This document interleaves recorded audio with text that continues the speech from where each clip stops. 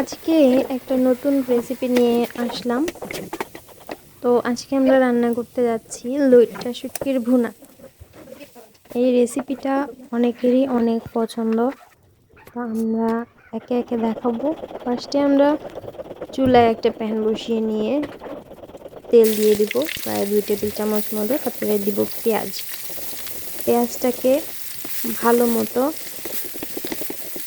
নেড়ে চেড়ে নিয়ে দিব সামান্য লবণ, যাতে পেঁয়াজটা খুব তাড়াতাড়ি নরম হয়ে যায়।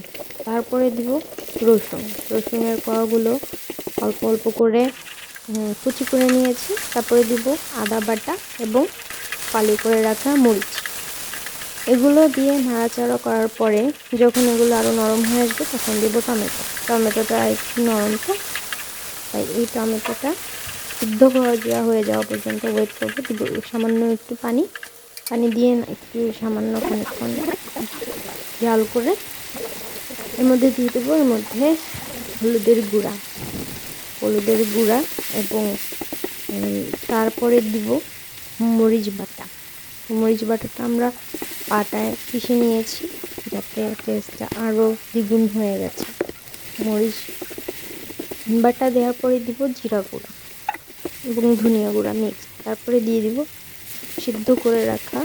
অল্প সিদ্ধ করে গরম পানি দিয়ে ধুয়ে রাখা শুটকি এবং দিয়ে দেবো হালকা একটু পানি দিয়ে যাওয়ার পর উঠিয়ে নিব।